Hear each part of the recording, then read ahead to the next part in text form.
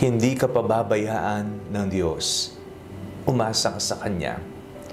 Ako po si Father Fiel Pareha at ito po ang ating segment, ang Daily Devotion, na kung saan tayo po ay magdarasal, magbabasa at magninilay kasama ng salita ng Diyos sa buong taon.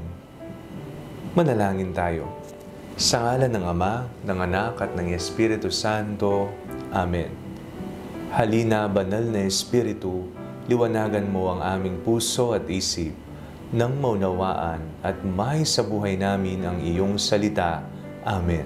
Our Bible passage for today is from the Gospel of St. Matthew chapter 10, verses 7 to 13, and I read it for you. As you go, proclaim the good news. The kingdom of heaven has come near. Cure the sick, raise the dead, cleanse the lepers, cast out demons. You receive without payment, give without payment. Take no gold or silver or copper in your belts, no bag for your journey, or 2 tunics, or sandals, or staff, for laborers deserve their food. Whatever town or village you enter, find out who in it is worthy, and stay there until you leave. As you enter the house, greet it. If the house is worthy, let your peace come upon it. But if it is not worthy, let your peace return to you. May mga pagkakataon sa ating buhay na tayo po ay nawawalan po ng pag-asa.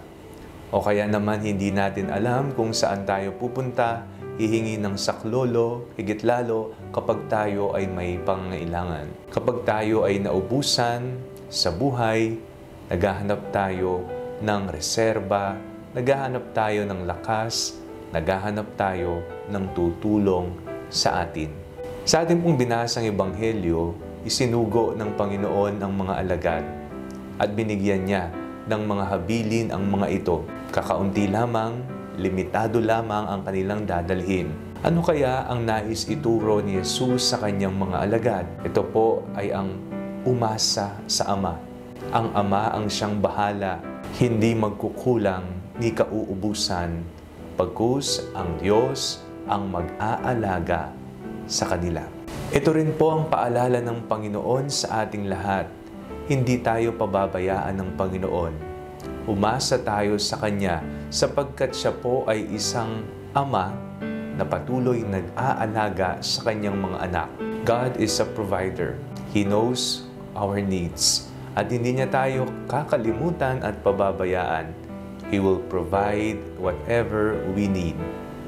Tayo po bilang Kanyang mga anak, huwag po tayong mahiyang lumapit sa Kanya at iluhog sa Kanya ang lahat ng ating mga pangangailangan.